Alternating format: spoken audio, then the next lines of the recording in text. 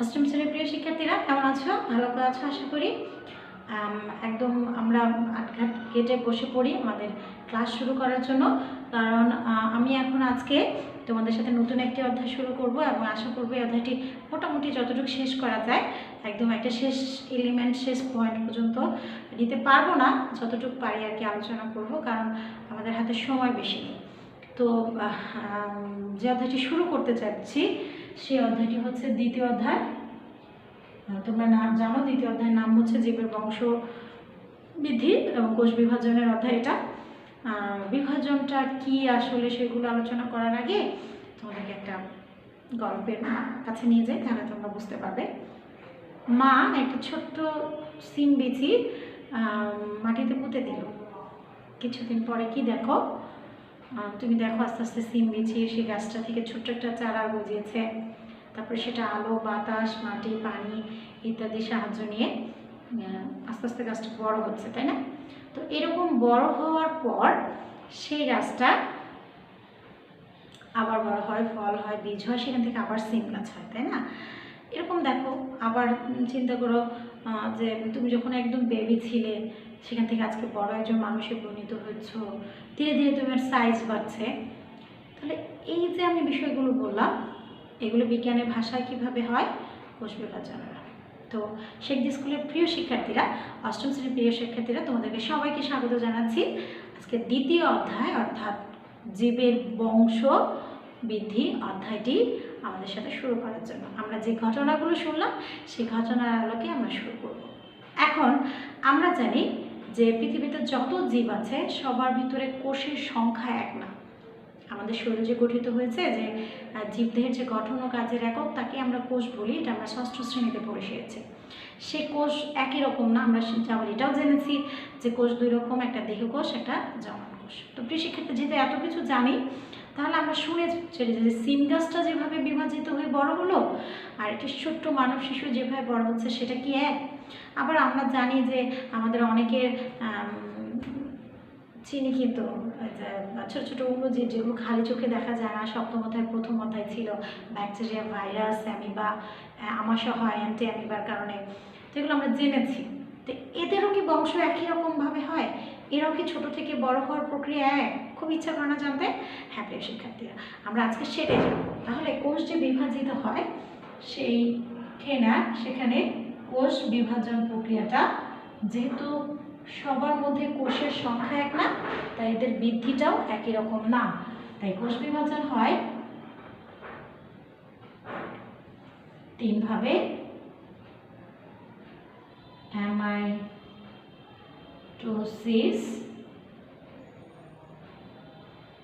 Mitosis,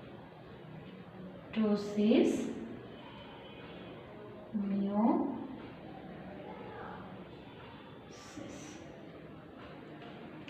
তো প্রিয় শিক্ষার্থীরা, কোষ বিভাজন কয় ধরনের আমরা পেলাম? Amitosis, mitosis, meiosis. তোমাদের বইয়ে অ্যামাইটোসিস জফলা আকার অ্যামাইটোসিস দিয়ে লেখা আছে, ইংরেজি বানানের স্পেলিং। এটাতেও কোনো ভুল নাই। তুমি যদি এভাবে লিখো অ্যামাইটোসিস, তাতেও ভুল নাই।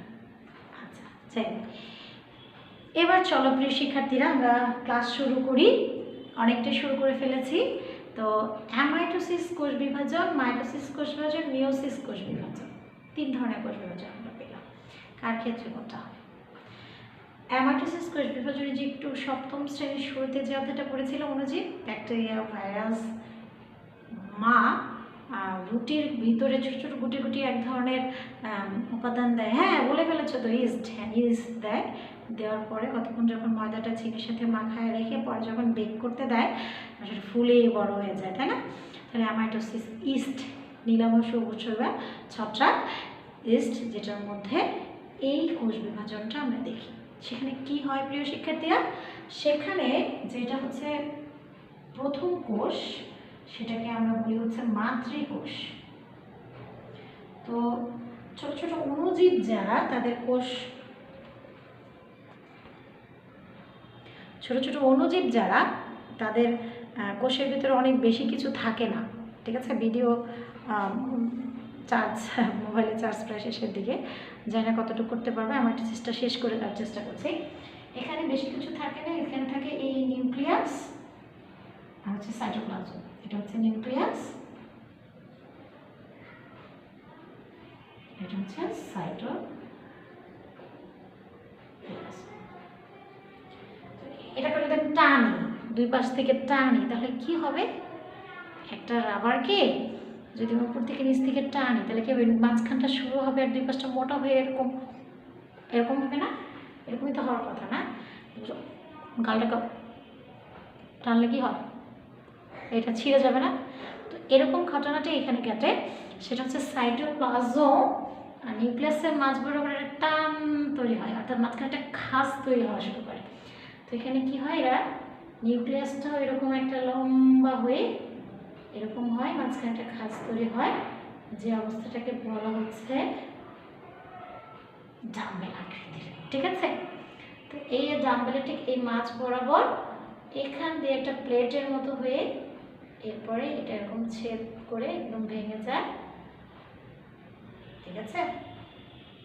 তো এই যে মা নিজেকে বিভক্ত করে দিয়ে দুইটা কন্যার জন্ম দিলে এটাকে বলা হয় mother cell to daughter cell, বাংলাতে বলা হয় অপত্য কোষ।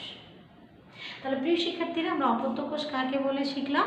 কোষ বিভাজনের ফলে মাতৃকোষ থেকে যে নতুন যে কোষের সৃষ্টি হয় তাকে আমরা বলছি অপত্য কোষ। এই কোষ বিভাজনটা কোন কোষ বিভাজন? মাইটোসিস কোষ বিভাজন, যেখানে সাইটোপ্লাজম এবং নিউক্লিয়াস সরাসরি বিভক্ত হয়েছে তোমার দুই ধরনের কোষের সৃষ্টি করে। তো দুই ধরনের ভেঙে যে দুই ধরনের নতুন কোষ সৃষ্টি করলো, এই নতুন কোষ সৃষ্টি হওয়াটাকে প্রক্রিয়াটা সরাসরি হয়, একদম কোনো রকম ধার্মিক, কোনো রকম ধাপ, কোনো রকম প্রক্রিয়া ছাড়া, পর্যায় ছাড়া, এই প্রক্রিয়াটাকে বলা হচ্ছে তোমার কি প্রক্রিয়া? প্রত্যক্ষ কোষ বিভাজন। তো প্রিয় শিক্ষার্থীরা, আমরা অ্যামাটোসিস কোষ বিভাজন শিখে নিলাম, আবার এটাকে প্রত্যক্ষ কোষ বিভাজন বলা হয়, এটাও জেনে নিলাম। তাহলে এখন রয়ে গেল হারাধনের 3 ছেলের মধ্যে 2 ছেলে চলে এসেছে। 2 ছেলে কে কে প্রিয় শিক্ষার্থীরা? 2 ছেলে হচ্ছে আমাদের মাইটোসিস আর হচ্ছে মিয়োসিস। তো মাইটোসিস কি? আমি একটু পিছনে যেতে চাই। ক্লাস 7-এ শিখেছো কোষ বিভাজন 2 ধরনের, দেহকোষ, জননকোষ। দেহকোষে যে বিভাজন হয় সেটা হচ্ছে মাইটোসিস, আর মিয়োসিস হচ্ছে জনন কোষে যে কোষ বিভাজন হয় সেটাকে আমরা বলছি কি? মিয়োসিস কোষ বিভাজন। মাইটোসিস কোষ বিভাজন দেহকোষে হয়, যেমন আমার ছোট্ট আঙ্গুলটা ছোটবেলা এরকম ছোট ছিল, এখন বড় হয়ে গেছে, এই দেহের বৃদ্ধিটা হয়েছে মাইটোসিস কোষ বিভাজন। ছোট চারা গাছ, আস্তে আস্তে গাছটা চারা বড় হয়েছে, পাতা ছোট ছিল, একটা দুটো ছিল, তারপর এরকম অনেক পাতা হয়েছে। এই যে বর্ধনশীল যে অংশ, উদ্ভিদের যে অংশগুলোকে ভাজক টিস্যু আছে, যে কোষগুলো বিভাজনে সক্ষম, সেই টিস্যুগুলোতে মাইটোসিস কোষ বিভাজন। মানুষের লোহিত রক্তকণিকা, স্নায়ু কোষ ইত্যাদি কিন্তু লোহিত কোষ বিভাজন, এই মাইটোসিস কোষ বিভাজন হয় না। যে অঙ্গগুলো বৃদ্ধির দরকার সেখানে মাইটোসিস কোষ বিভাজন হয়। তো একটা কথা মনে রাখতে হবে, মাইটোসিস কোষ বিভাজন হয় ভাজক টিস্যুতে উদ্ভিদে, আর ভাজক টিস্যুর বিভাজন যখন এরা স্থায়ী হয়ে যায় তখন আর সেখানেও মাইটোসিস কোষ বিভাজন হয় না। মাইটোসিস কোষ বিভাজন যেটা হয় এটা অ্যামাইটোসিসের মতো এত সোজা না, এটা অনেকগুলো ধাপকে অতিক্রম করে তারপরে তার আসতে হয়। তো মাইটোসিস কোষ বিভাজনকে যখন বিভাজিত হয়, সে মাইটোসিস কোষ বিভাজনের মধ্যে আমি তোমাদেরকে একটু নিয়ে যেতে চাই কোষের কাছে, প্রাণী কোষে। তোমরা এটাকে চিনো নিউক্লিয়াস। নিউক্লিয়াসের ভিতরে তোমরা এইরকম সুতার মতো আঁকা বাঁকা একটা অংশ দেখেছিলে প্রিয় শিক্ষার্থীরা, মনে আছে কিনা তোমাদের? এই যে সুতার মতো, এই সুতার মতো যে অংশটা, এইকে বলি হচ্ছে আমরা ক্রোমোজোম। হ্যাঁ, এই মাইটোসিস কোষ বিভাজনে এই যে ক্রোমোজোমটা দেখছো কোষের, এই ক্রোমোজোমের ক্ষেত্রে একই থাকে, অর্থাৎ মাদার সেলে যদি 2n সংখ্যক ক্রোমোজোম থাকে, ডটার সেলে দুইটা যে অপত্য কোষ হবে সেখানেও 2n সংখ্যক থাকবে, যে কারণে হাতই থাকছে, পা পাই থাকছে, সেম সংখ্যক ক্রোমোজোম বিশিষ্ট হচ্ছে। এই যে একই সংখ্যক ক্রোমোজোম থাকে, ক্রোমোজোমের কোনো পরিবর্তন হচ্ছে না, টু এন করে বাড়তে থাকে, এটাকে বলা হয় সমীকরণিক বা ইকিশনাল কোষ বিভাজন। এই মিওসিসের কাহিনীটা একটু অন্যরকম হয়। এখানে মাতৃকোষে যদি 2n থাকে তাহলে ডটার সেলের অর্ধেক হয়ে যায়। তাহলে মাইটোসিস মিওসিসের মধ্যে একটা পার্থক্য আমরা জানলাম, এটা দেহকোষে হয়, এটা জনন কোষে হয়। ক্রোমোজোমের সংখ্যা অর্ধেক হয়ে যায়, এখানে সেম থাকে, এখানে অর্ধেক হয়ে যায়। একে সমীকরণিক বলা হয়, তাহলে এখানে কমে যায়, তাহলে একে আমরা হ্রাসমূলক কোষ বিভাজন বলব। তো প্রিয় শিক্ষার্থী, আরেকটি জিনিস যেটা পাঠ্যপুস্তকে তোমাদের মনে রাখতে হবে, এখানে ক্রোমোজোমের বিভাজনে একবার, নিউক্লিয়াসের বিভাজনে একবার হয়, কিন্তু এখানে ক্রোমোজোমের বিভাজন নিউক্লিয়াসের বিভাজন 2 বার হয়। ক্রোমোজোম একবার, নিউক্লিয়াস 2 বার। তাহলে আমরা মাইটোসিস আর ক্রোমোজোমের আলাদা আলাদা নামও জেনে গেলাম। এখানে ক্রোমোজোমকে আমি তোমাদেরকে একটু চিনাতে চাই। এই মাইটোসিস কোষ বিভাজন যে একটু আলোচনা না করলেই না। মাইটোসিস কোষ বিভাজনের আমরা দেখলাম যে প্রথম যে বিভাজনটা, সেখানে সাইটোপ্লাজমের বিভাজনও হয়, আবার কি নিউক্লিয়াসেরও বিভাজন হয়। তাহলে মাইটোসিস কোষ বিভাজন যে, তার 2 ধরনের বিভাজন হয়। একটা হচ্ছে নিউক্লিয়াসের বিভাজন, যাকে বলা হয় ক্যারিওকাইনোসিস, আর হচ্ছে সাইটোকাইনোসিস। এখন ক্যারিওকাইনোসিস সাইটোপ্লাজমের বিভাজন, ক্যারিওকাইনোসিস নিউক্লিয়াসের বিভাজন। তো এই আমরা যখন কোথাও বেড়াতে যাই, কোথাও কিছু করতে যাই, কাজ করতে যাই, তখন আগে একটু রেডি হই, প্রিপেয়ার্ড হই, নিজেকে রেডি করি, সাজগোজ করি। যেমন আমি ক্লাসটা নেওয়ার সময় ওড়নাটা সুন্দর করে বেঁধেছি, হিজাব নিয়েছি, তারপরে তোমাদের সামনে ক্যামেরার সামনে এসে দাঁড়িয়েছি। এখানেও সেম।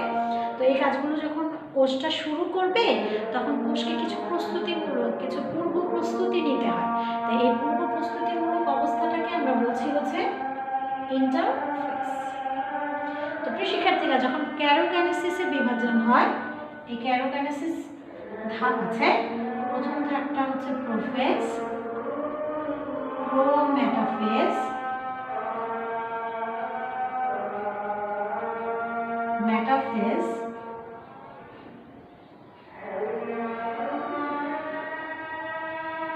Anaphase, telophase.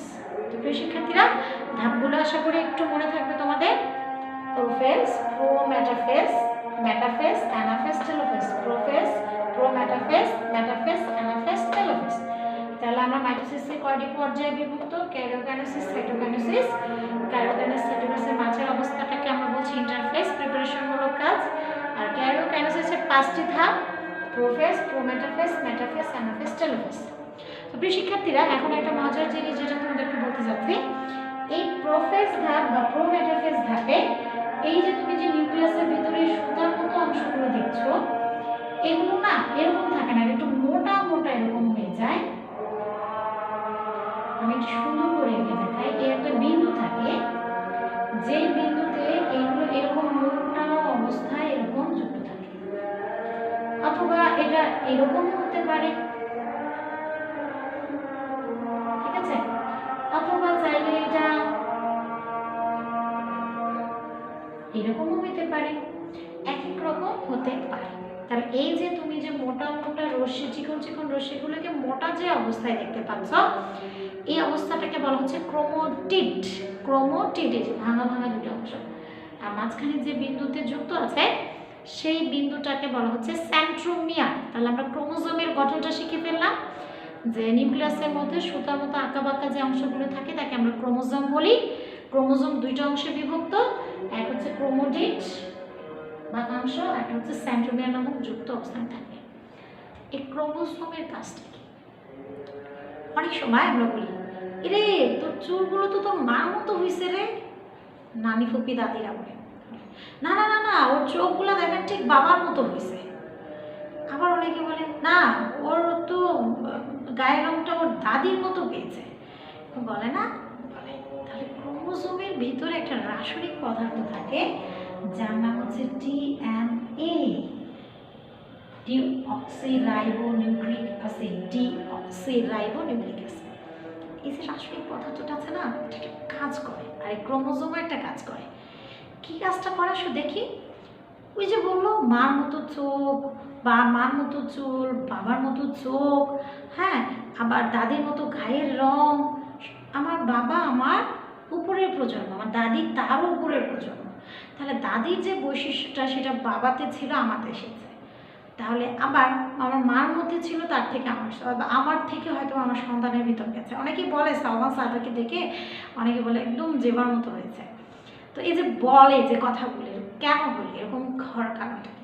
তো প্রিয় শিক্ষার্থীরা, তোমাদের মনে রাখতে হবে যে আমি আমার চোখের রংটা, আমার মেয়ে আমার চোখের রংটা পেয়েছে, বা আমার গায়ের রংটা পেয়েছে, বা আমার চুলগুলো তার চুলগুলো আমার চুলের মতো হয়েছে, বা আমার বাবার মতো আমি হয়েছি। এই যে আমাদের মার বাবার ভিতরে যে বৈশিষ্ট্যটা ছিল, সেই বৈশিষ্ট্যটা হচ্ছে বংশগতি বৈশিষ্ট্য, একটা বংশগতির ধারাবাহিকতা। তার থেকে বৈশিষ্ট্যটা আমার ভিতরে যিনি নিয়ে এসেছে তিনি হচ্ছে ক্রোমোজোম। এই ক্রোমোজোমের কারণে মার থেকে আমার ভিতরে বৈশিষ্ট্যটা এসেছে। পরীক্ষার প্রশ্ন আসতেই পারে যে আমেনার মায়ের চুলের রং এবং আমেনার চুলের রং এক কেন, ব্যাখ্যা করো। এক কেন, এটা থাকলেই তুমি বলবা যে আমরা জানি বংশ পরস্পরের বৈশিষ্ট্য এক বৈশিষ্ট্য থেকে আরেক বৈশিষ্ট্য নিয়ে যায় ক্রোমোজোম। যেহেতু ক্রোমোজোম তার মার ভিতরে চুলের যে ডিএনএটা ছিল সেটা নিয়ে গেছে তার আমেনার ভিতর, এর জন্য আমেনার চোখের রংটা তার মার মতো হয়েছে, অর্থাৎ ক্রোমোজোমের কারণে ঘটনাটা ঘটেছে। তো শিক্ষার্থীরা, আজকের ক্লাসটাতে তোমাদের এই 5টা ধাপের বিস্তারিত আলোচনা তো একটা ক্লাসে করা সম্ভব না। তো আমি কি করেছি, আমি একটু চালাকি করেছি, একটু টেকনিক খাটিয়েছি। টেকনিকটা কি, আমি তোমাদের এই অধ্যায় ছোট ছোট ছোট ছোট যে প্রশ্নগুলো আছে সেগুলো তোমাদেরকে বলে দিয়েছি। যেমন মাইটোসিস কোষ বিভাজন কাকে বলে, মেয়োসিস কোষ বিভাজন কাকে বলে, অ্যামাইটোসিস কোষ বিভাজন কাকে বলে, ইন্টারফেজ কাকে বলে, সাইটোসাইটোসিস কাকে বলে, কাইনেসিস কাকে বলে, ক্রোমোজোম কি, বংশগতি কি। আরেকটা কথা বলাই হয় না, এই ক্রোমোজোমের বংশগতিটা আবিষ্কার করেছেন গ্রেগর জোহান মেন্ডেল, যিনি একজন পাদ্রী ছিলেন। তিনি তার পাত্রে যে গির্জা তার পাশে মটরশুঁটি গাছ লাগিয়েছিলেন, সেখান থেকে বিভিন্ন ধরনের মটরশুঁটি গাছ তিনি লাগিয়েছিলেন, প্রজনন করেছিলেন। দেখেছেন খাটো বড় লম্বা গাছের প্রজনন করে যে প্রথম বংশধররা হয়তো বা খাটো হয়েছে, কিন্তু পরে যে আবার লম্বা হয়েছে। এভাবে তিনি বংশগতির কিছু সূত্র আবিষ্কার করেন, এই জন্য তাকে বংশগতির জনক বলা হয়ে থাকে। তো ক্রোমোজোমের জনককে, বংশগতির জনককে, এটা প্রশ্ন আসতে পারে।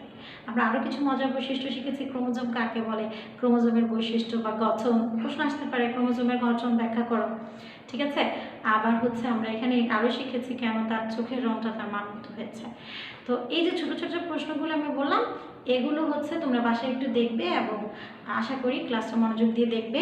দেখার পরে তোমরা প্রশ্ন এরকম ছোটো ছোটো প্রশ্ন উত্তর আসলে খুব সহজেই শেষ করতে পারবে। আমি যে ছোটো ছোটো প্রশ্নগুলো বললাম, এই ছোটো দুটো প্রশ্নের মধ্যে 2টা প্রশ্ন তোমাদের বাড়ির কাজ থাকবে, আমি সেটা একটু লিখে দিচ্ছি।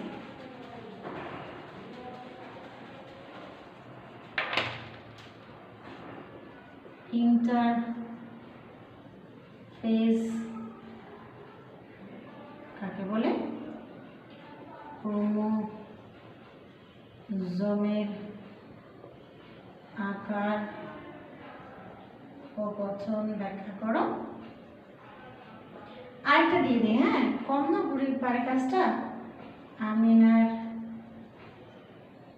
মা এর চোখের রং ও